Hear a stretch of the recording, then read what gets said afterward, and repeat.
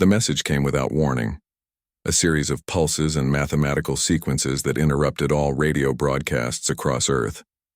Scientists worked for 3 days straight to understand it. On the 4th day, they knew. Aliens were coming to visit. Commander Alan Reeves stood at the observation deck of Space Station Liberty, watching the stars.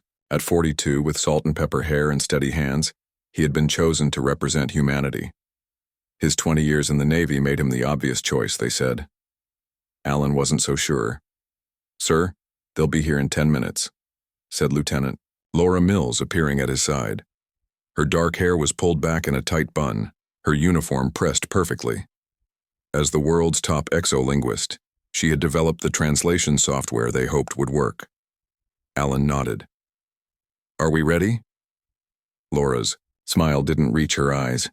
"As ready as we'll ever be for first contact with an alien civilization." The Zalthori ship appeared without warning. No entry flash, no visible engines. One moment empty space, the next a sleek vessel twice the size of Liberty hovered outside the docking bay.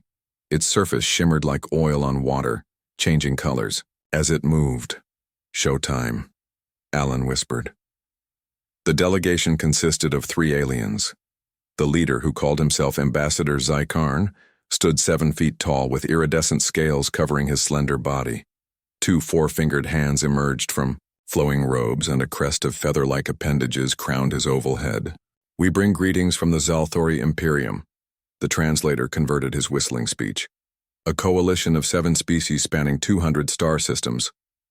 Alan bowed slightly. "Earth welcomes you. I am Commander Reeves, and this is Lieutenant Mills." Laura stepped forward with a device. "This will help us communicate better. May I?" The alien hesitated, then nodded. Laura attached the device to the ambassador's robes, adjusting settings on her tablet. "Much better," Zykarn said, his actual voice harmonizing with the translation. "We have observed your transmissions for some time. Your development has been remarkable." For 3 days they talked. The Zalthori shared stories of their vast empire, their technological achievements, their peaceful trading partnerships. They asked endless questions about Earth's history, about human biology, about the colonies on Mars and Europa, but something wasn't right. On the 2nd night, Laura knocked on Alan's quarters. Her face was pale. "Commander, I've been reviewing the translation logs, and there's a problem." Alan let her in, closing the door. "What kind of problem?" "When they talk about their territory and borders, the translation gets fuzzy, like they're being deliberately vague." Laura showed him her notes. "And twice today, Ambassador Zykarn mentioned studying us for defensive purposes." Alan frowned. "Maybe it's just translation error?"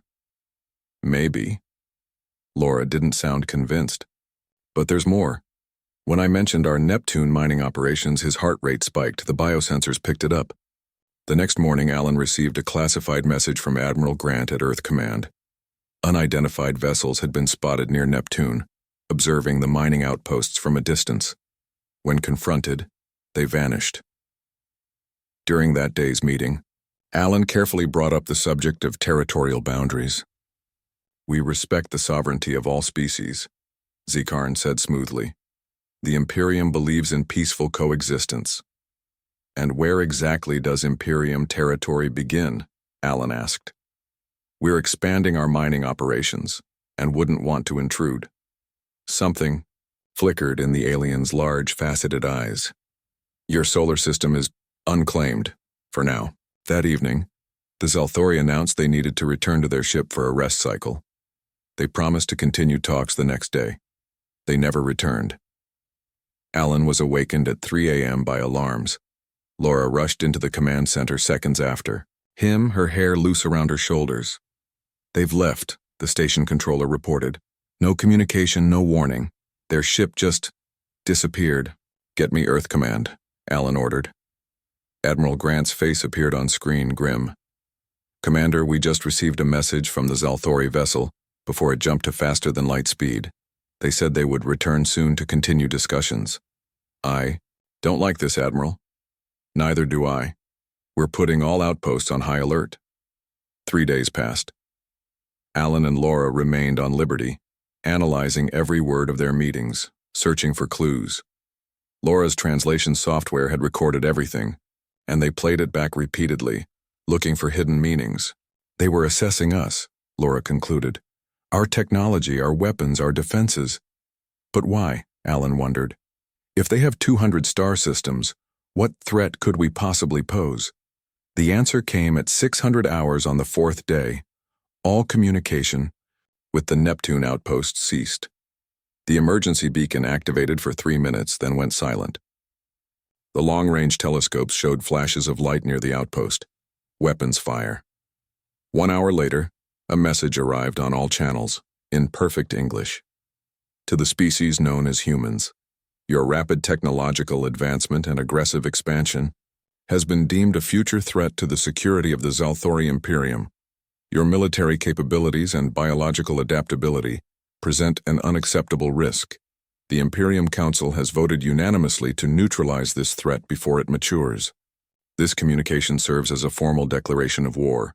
Resistance is inadvisable but expected. The message ended with a set of coordinates, the Neptune outpost. Live feed from a rescue ship showed the facility torn apart, floating in pieces. No survivors. In the emergency meeting that followed, Laura's face was stone. They decided to eliminate us before we learned enough to threaten them. Admiral Grant appeared on the main screen addressing all Earth military forces. As of this moment, we are at war with an alien species. All civilian evacuations from outer colonies will begin immediately. All military personnel are now on active duty. Alan looked out at the stars, thinking of the Zalthori ambassador's parting words. Your species has accomplished in centuries what took others millennia. Impressive, but concerning. They think they know what humans are capable of, Alan said, quietly. They have no idea. Within hours, reports came in of Zalthori ships appearing near Mars. The first battle for humanity's survival had begun. On Earth, factories converted to weapons production. Scientists worked around the clock studying the limited data they had on Zalthori technology. Military reserves were called up. For the first time in history, all nations united against a common enemy. As Laura and Alan boarded the shuttle back to Earth, she looked at the stars one last time. They came looking for a threat and found none, she said. So they decided to create one instead. Alan nodded. And that will be their biggest mistake. 6 months had passed since the Zalthori declared war on humanity. 6 months of retreat, loss, and desperate fighting. The outer colonies were gone. Mars was under constant attack. Earth prepared for the worst. Dr. Eric Daniels hadn't slept properly. In days.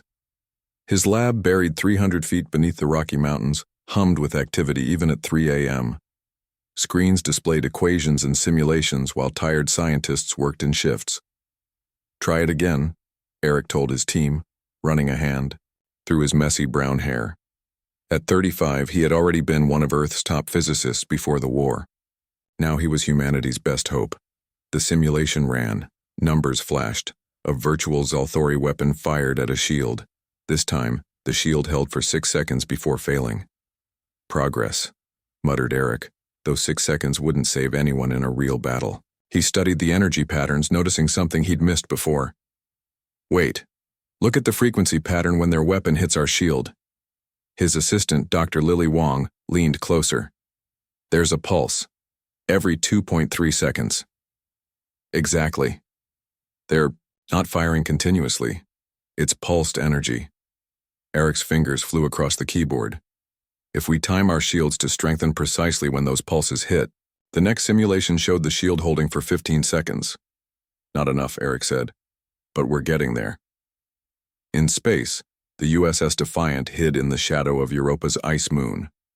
Captain Samantha Payne watched the scanner, holding her breath, as a Zalthori patrol ship passed nearby. Hold position, she whispered, though she didn't need to. Her crew was experienced now, the 40 survivors of what had once been a crew of 100. The scanner showed the alien ship moving away. Samantha exhaled. Communications. Send the signal to the research station. We have 30 minutes to evacuate everyone before the next patrol. The Europa research station had been silent for weeks, pretending to be abandoned. In reality, 37, Scientists remained working on understanding Zalthori technology from salvaged parts. Now they needed to leave before the aliens realized humans were still there. "Landing team ready," reported Commander Rick Frost, her second in command. His face was gaunt, his eyes haunted. Like everyone else, he had lost friends in this war. "Begin evacuation," Samantha ordered. "And Rick, bring them all back this time." Rick nodded grimly and led his team to the shuttle bay. On Mars, Colonel Peter Wright crawled through the red dust, followed by 20 soldiers. They had survived the initial attack by hiding in the abandoned mining tunnels. For months they had watched the Zalthori build bases on Martian soil, gathering intelligence and occasionally sabotaging equipment. "Target in sight," whispered Sergeant Maria Garcia, pointing to a Zalthori supply convoy moving slowly across the desert. Peter checked his weapon. The modified pulse rifle had been created using parts from captured Zalthori guns. "Remember, aim for the neck joints in their armor. That's their weak spot." The team moved into position. Peter raised his hand, then dropped it. 20 rifles fired simultaneously. The convoy guards fell before they could sound an alarm. "Move in. Take everything useful. 5 minutes, then we're gone." His team worked quickly, grabbing food supplies, weapons, and most importantly, a communication device. They vanished back into the tunnels just as alarm bells began to sound from the nearby Zalthori base. Back in the tunnels, surrounded by 300 human survivors, Peter activated the stolen communication device. The Resistance had learned to tap into Zalthori transmissions, though understanding them was still difficult. A message came through, and the translation software struggled to keep up. "Grand General Kelvor demands progress report on human extermination efforts." Peter leaned closer as the response came, resistance stronger than anticipated. "Human adaptability exceeds predictions. Request additional forces to complete cleansing protocol." The words chilled him. Cleansing protocol, not subjugation, not conquest. Extermination. At the Zalthori command ship orbiting Mars, Grand General Kelvor reviewed battle reports with growing frustration. His scaled hand crushed the data tablet. "How are they still fighting?" he demanded of his subordinates. "Their technology is primitive, their weapons inferior, their numbers limited." Commander Vexra bowed low. "They adapt quickly, Grand General. They have already incorporated elements of our technology into their defenses, and they refuse to surrender, even when defeat is certain. No species has ever continued fighting after losing 90% of their space forces," Kelvor said. "It defies logic." "Perhaps that is why the Council feared them," suggested Vexra. "Their unpredictability." Kelvor turned to the viewing screen, watching the red planet below. "Accelerate the timetable. Prepare for the final assault on Earth. I want this over in 3 months." On Europa, Rick's team worked quickly to evacuate the scientists. 16 minutes into the mission, alarms sounded. "Zalthori patrol returning early," warned Samantha over the radio. "You have 7 minutes before they're in range," Rick cursed.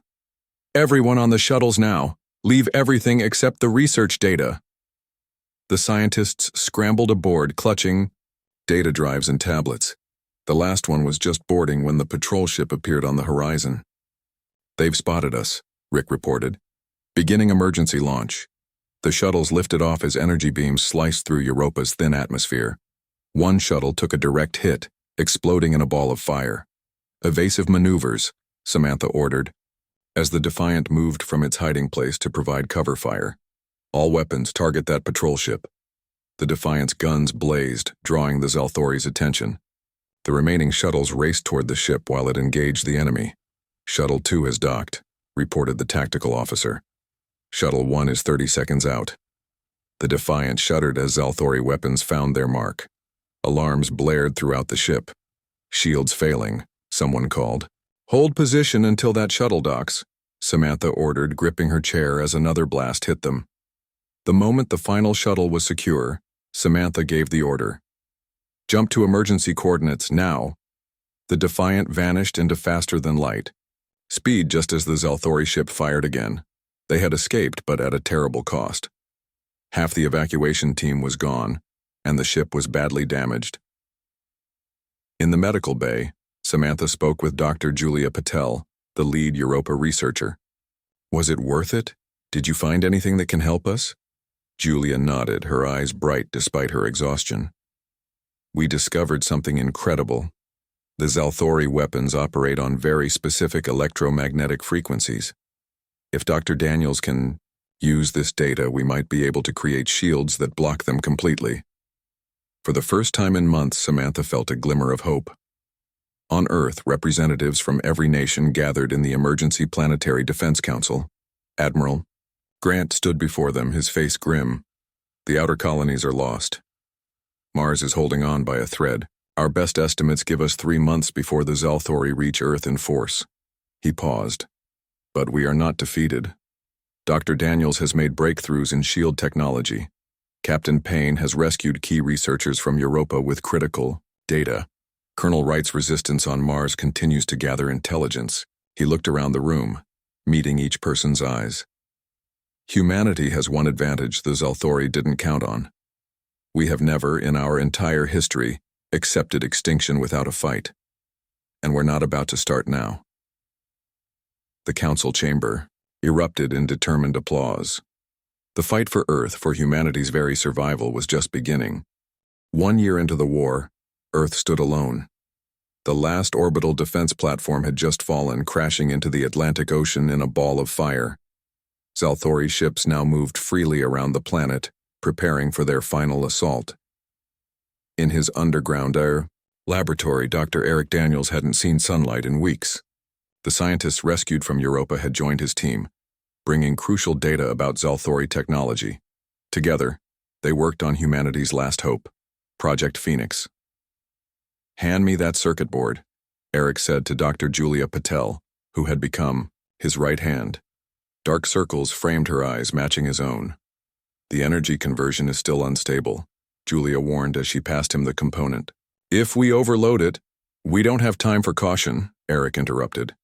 The Zalthori will begin their ground invasion any day now. The device on the table looked deceptively simple, a sphere about the size of a basketball, filled with intricate circuitry. If it worked, it would generate a shield using the Zalthori's own energy signatures against them. If it failed, humanity had no backup plan. Admiral Samantha Payne stood on the bridge of her new ship, the USS Defiance. After the loss of the Defiant, Earth had scraped together resources to build one final vessel, incorporating all they had learned about Zalthori technology. Status report, she demanded. Her new second-in-command, Lieutenant Owen Kelly, responded promptly. We're approaching the target. Zalthori scout ship is maintaining its patrol pattern. They haven't detected us yet. Good. Prepare the boarding team. The plan was desperate, but they needed intelligence. Capturing a Zalthori ship might give them access to the aliens' battle plans, and perhaps a way to fight back. Boarding team, ready, reported Owen. Using the new cloaking suits. Samantha nodded. Another innovation born of necessity.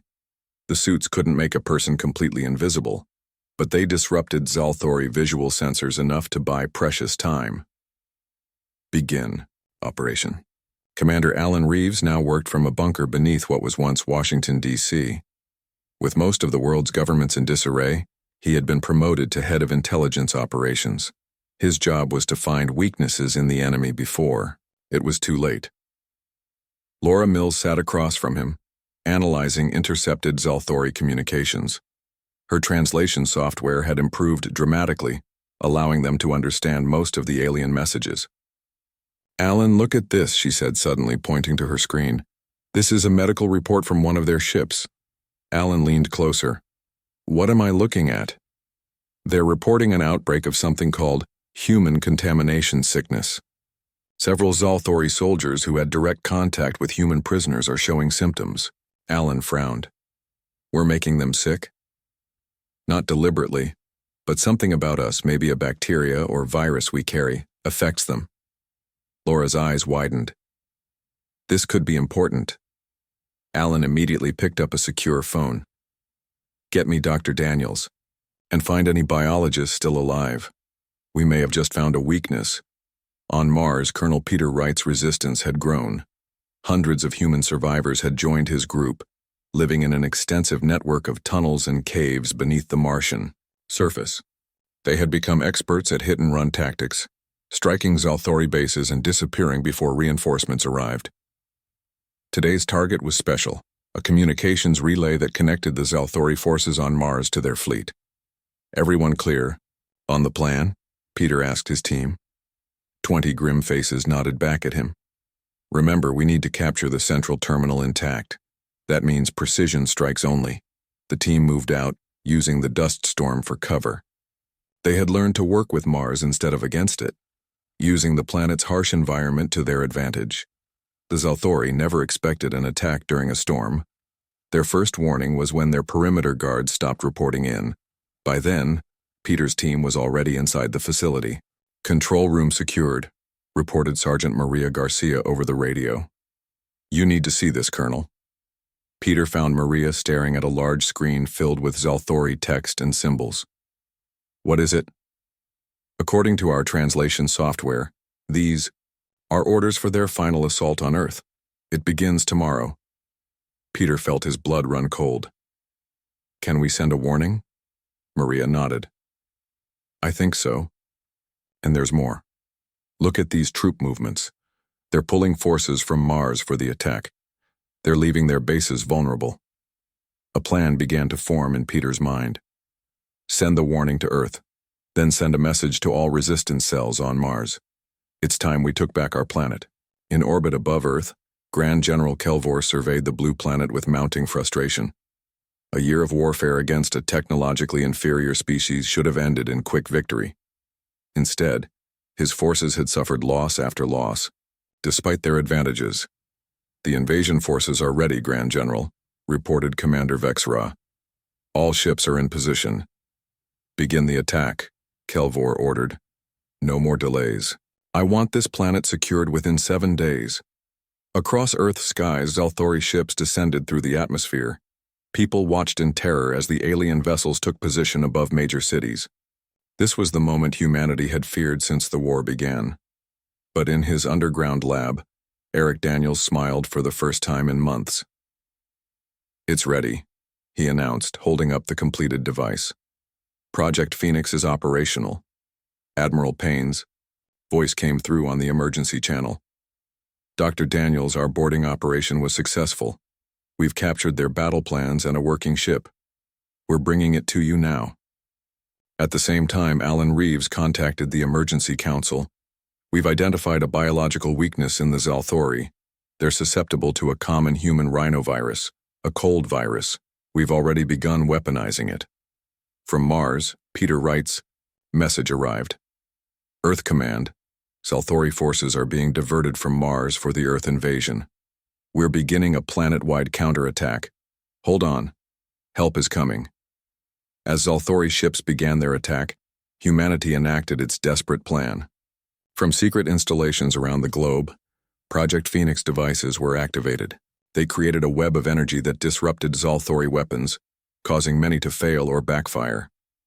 The captured Zalthori ship, piloted by Samantha Payne, led a small fleet of Earth vessels in a counterattack, using the aliens' own identification, codes to cause confusion among the invasion force. And throughout the Zalthori ground troops, a specially modified version of the human cold virus spread rapidly, causing debilitating symptoms that their medical technology couldn't address. For the first time since the war began, the Zalthori were forced to retreat. Several ships crashed while attempting to return to orbit. Others fled at maximum speed, abandoning ground forces. In his command ship, Grand General Kelvor received the unthinkable news. "Impossible," he whispered. "How could they have developed countermeasures so quickly?" Vexra had no answer. For the first time, doubt crept into the Zalthori High Command. They had started this war believing victory was inevitable. Now they weren't so sure. On Earth, cautious celebration began. They had won a battle, not the war. But for the first time, humanity dared to hope they might survive after all. "What now?" Julia asked Eric as they watched reports of the Zalthori. "Retreat." Eric's face hardened with determination. "Now we take the fight to them. 2 years had passed since the first Zalthori ship appeared near Earth. The war had changed. Humanity was no longer fighting for survival. They were fighting to win. Admiral Samantha Payne stood on the bridge of the USS Defiance, looking at the red planet growing larger on the view screen. Mars, once home to thriving human colonies, now a battlefield. Behind her ship flew 50 vessels, a mix of rebuilt Earthships and captured Zalthori craft. The fleet humanity never thought they would have. "All ships report ready, Admiral," said Owen Kelly, now promoted to captain. His young face had hardened during the past year, scars from a close call with Zalthori weapons marking his left cheek. "Begin the approach," Samantha ordered. "Remind all captains, we need to coordinate with Colonel Wright's ground forces. Timing is everything." The fleet moved toward Mars, weapons ready. This was not a sneak attack or a desperate raid. This was a full assault to reclaim what was lost. In his laboratory, now relocated to a renovated facility in what was once NORAD, Dr. Eric Daniels made final adjustments to his newest creation. Project Phoenix had saved Earth. His new project might win the war. "Engine test complete," reported Dr. Julia Patel, looking up from her monitors. "The drive is stable." Eric nodded, allowing himself a small smile. The device before them didn't look impressive, a metallic cylinder about the size of a car engine. But inside was something revolutionary, a faster-than-light drive based on Zalthori technology, but improved by human ingenuity. "How much faster than their ships?" asked General Frank Rivera, who had come to witness the test. 30% faster, Eric replied, "and it uses 40% less energy. Once we install these in our fleet, we can strike anywhere in their territory before they know we're coming." The general nodded approvingly. "How soon can we begin production?" "The prototype is ready now. We can start installing them in ships next week." For the first time in the war, humans would have the advantage of speed. Beneath the surface of Mars, Colonel Peter Wright gathered his forces.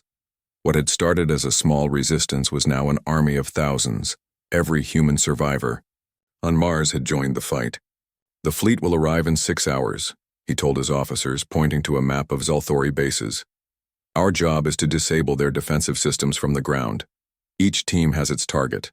We strike simultaneously when Admiral Payne gives the signal." Sergeant Maria Garcia, now his second-in-command, spoke up. "Intel reports the Zalthori are in disarray. Their command structure is breaking down. They didn't expect us to last this long, let alone strike back." Peter nodded. "That's our advantage. They came to exterminate us. They never planned for a long war." He looked around at the determined faces. "Today we take back Mars. Tomorrow, we take the fight to their worlds." Commander Alan Reeves and Laura Mills worked in what was now called the Alien Intelligence Division. Their job was to understand the enemy, not just their language and technology, but their culture and psychology. Laura looked up from her console with excitement. "Alan, I've decoded a new set of transmissions. It's communication between Zalthori, military leaders, and their homeworld." Alan moved to her side. "What does it say?" "They're arguing among themselves. Several species within the Imperium want to withdraw from the war. They're saying the cost is too high." Alan's eyes widened. "The Imperium is fracturing?" Laura nodded. "It gets better. One faction is explicitly calling for peace talks with humans. They say the war was a mistake from the beginning. This was the breakthrough they had been waiting for." Alan immediately sent a secure message to Earth Command. Perhaps they could end this war without further bloodshed. But first, they needed to speak with these potential allies. On a small uninhabited moon in a neutral star system, Alan met with a Zalthori who called himself Ziv Kor. Unlike the military leaders humans had encountered, Ziv Kor wore simple robes and had no visible weapons. "I speak for many within the Imperium who opposed this war," the alien said through a translator. "We warned the Council that attacking humans would be a mistake." "Why didn't they listen?" Alan asked. "Fear," Ziv Kor replied simply. "Our predictive models showed that if left alone, humans would surpass our technology within 3 centuries and potentially become the dominant species in this sector of the galaxy." "So they attacked us first?" Yes, a preventative war. But now, many believe the attack itself has accelerated human development. You have adapted our technology and improved it in ways we never imagined. Alan couldn't argue with that.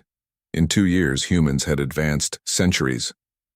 We seek an alliance, Zivkor continued. My faction will provide intelligence and support. If you agree to spare civilian populations when you strike Zalthori worlds. Alan studied the alien carefully.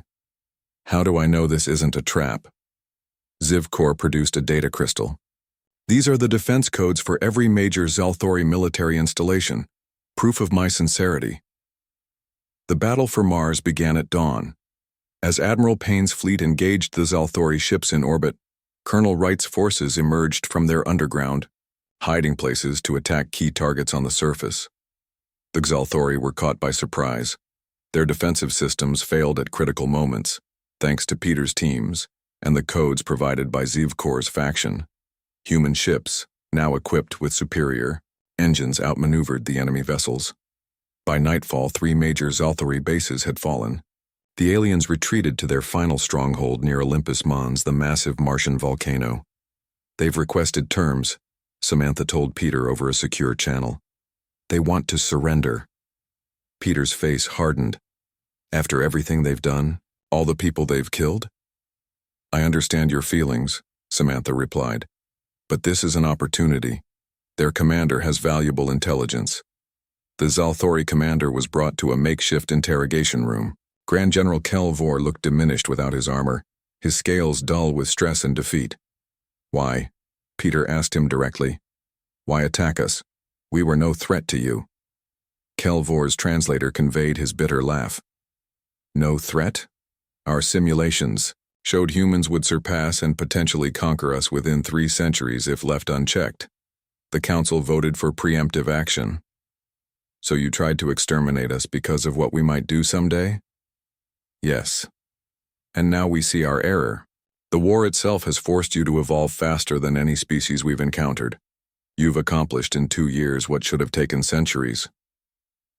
As Peter relayed this information to Earth Command, news arrived from Admiral Payne. Human ships had begun striking Zalthori outposts in nearby star systems.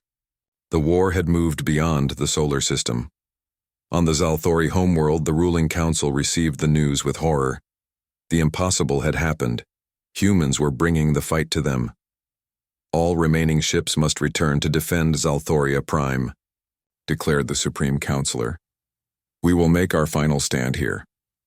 The Imperium, once spanning 200 star systems, now fought desperately to protect just one, their home.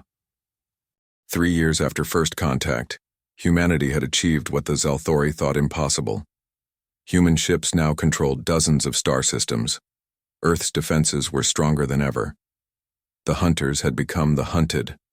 Dr. Eric Daniels stood before the Emergency Council, now renamed the Earth Defense Authority. His newest creation lay on the table before them, a small black box with glowing blue lines across its surface. We call it the Nova Protocol, Eric explained, his voice steady, despite the gravity of his words. It can trigger an artificial supernova, destroying an entire star system. The council members exchanged uneasy glances. Admiral Grant spoke first. You're talking about a weapon of mass destruction beyond anything in history. Eric nodded. Yes, but remember what the Zalthori planned for us, complete extinction. This gives us leverage to force their surrender. After heated debate, the council approved the weapon as a last resort only. Humanity would not become the monsters they fought against. Admiral Samantha Payne looked out from the bridge of the USS Defiance, now the flagship of the Earth Defense Fleet. Surrounding her were over 200 ships, a mix of Earth vessels and those piloted by Zivkor's rebel Zalthori faction. All ships report ready, said Captain Owen Kelly. Course to Zalthoria Prime is plotted. Samantha took a deep breath. This would be the final push, a direct assault on the Zalthori homeworld. 3 Nova Protocol devices were aboard her ship, but she prayed they wouldn't be needed. Send the message to all captains, she ordered. We depart in 1 hour. Commander Alan Reeves, now serving as Earth's chief diplomat, prepared for the most important meeting of his life. Alongside him stood Laura Mills and Zivkor. The Supreme. Council has agreed to meet with us, Zivkor said. But do not expect them to surrender easily. They still believe humans must be controlled, if not destroyed. Alan nodded. We don't want to destroy them. We just want peace on our terms. Their shuttle approached the massive space station where the meeting would take place. It was neutral ground, far from both Earth and Zalthoria Prime. One last chance, for diplomacy before the final battle. The Zalthori Supreme Council consisted of 7 members, 1 from each species in the Imperium. They sat across from the human delegation, their alien features impossible to read. You have violated our territory, began the lead counselor, a tall figure with crystalline skin. You have destroyed our military bases. You have turned our own people against us. You started this war, Alan replied calmly. You attacked us without provocation, based on predictions of what we might become centuries from now. Predictions that have proven accurate, the counselor responded. In 3 years, you have advanced more than many civilizations do in a millennium. Laura leaned forward. Because you forced us to. We were peaceful explorers before your attack. We offer terms for peace, Alan said, placing a data tablet on the table. Withdrawal of all Zalthori forces from human territory. Recognition of Earth's sovereignty over 50 light-years in all directions from our sun. And a non-aggression pact lasting 1,000 years. The council members conferred among themselves in their whistling language. Finally, the lead counselor spoke. We reject these terms. The Imperium does not negotiate with lesser species. Our remaining fleet will destroy your homeworld, even if it means our own destruction. As Alan's delegation returned to their shuttle, Laura discovered something alarming in the Zalthori communications she had been monitoring. They never intended to negotiate, she told Alan. While we were meeting, they launched their remaining ships toward Earth, a suicide attack. Alan immediately contacted Admiral Payne. The diplomatic option has failed. The Zalthori have launched an attack fleet toward Earth. Understood, Samantha replied. The defense fleet is already moving to intercept. But there was more. As Laura continued decoding Zalthori messages, she found ancient records buried in their data streams, prophecies about a species called the Destroyers, who would rise from a blue world and bring chaos to the stars. They've feared us for thousands of years, she told Alan. Their oldest stories warned about humans specifically. While the massive fleets prepared for their final confrontation, Colonel Peter Wright led a special operations team on a mission that might end the war without further bloodshed. Using intelligence from Zivkor's faction, they infiltrated Zalthoria Prime, targeting the central defense network that protected the planet. Remember, Peter told his team as they moved through the alien city, we take out the defenses only. No civilian casualties. Sergeant Maria Garcia nodded. The fleet needs 30 minutes to get into position. We need to disable the system by then. They reached the central command building, using access codes provided by their Zalthori allies. The few guards they encountered were quickly subdued with non-lethal weapons. System located, Maria reported as they reached the main control room. Initiating shutdown sequence. Above Zalthoria Prime, Admiral Payne's fleet emerged from faster-than-light travel. The planet below was beautiful, a world of purple oceans and emerald continents. Zalthori defenses are down, reported Captain Kelly with surprise. Wright's team succeeded. Samantha felt relief wash over her. Without their defense network, the Zalthori planet was vulnerable. But the orders from Earth Command were clear. Use the Nova Protocol. Prepare the first device for deployment, she said reluctantly. Admiral, Kelly protested, there are billions of civilians down there. Most had nothing to do with the decision to attack Earth. Samantha stared at the planet below. The Zalthori had planned to exterminate humanity without mercy. Was this justice or vengeance? Belay that order, she said finally. Target military installations only. Precision strikes. The Earth fleet descended into Zalthoria Prime's atmosphere, disabling key military targets with pinpoint accuracy. Within hours, The Zelthori military surrendered. On Earth, news of the victory spread quickly. The war that had nearly ended humanity was over. They had not only survived but prevailed. In the aftermath, a new galactic accord was signed. The Zelthori Imperium was disbanded, replaced by a federation of independent worlds. Humans, once considered a minor species, now held positions of influence throughout the sector. 5 years after the war's end, Admiral Payne stood on the observation deck of Unity Station, a massive structure orbiting between Earth and Zelthoria Prime. Beside her stood the former Grand General Kelvor, now a leading advocate for peace. "Your mercy was unexpected," Kelvor admitted. "We would not have shown the same." "That's why we won," Samantha replied. "We fought to survive, not to destroy." Below them, ships carrying colonists from both worlds departed toward distant stars. Ancient enemies now explored the galaxy together. Laura Mills, now the head of the Interspecies Cultural Exchange, joined them at the window. "The Zelthori have a new saying," she told Samantha. "The stars burn with our regret, but also with the light of new beginnings." Humanity had been tested by fire and emerged stronger than anyone, including themselves, could have imagined. The more species that had nearly been exterminated now helped guide the future of 100 worlds. And the stars, which had nearly witnessed humanity's end, now shone on their greatest beginning.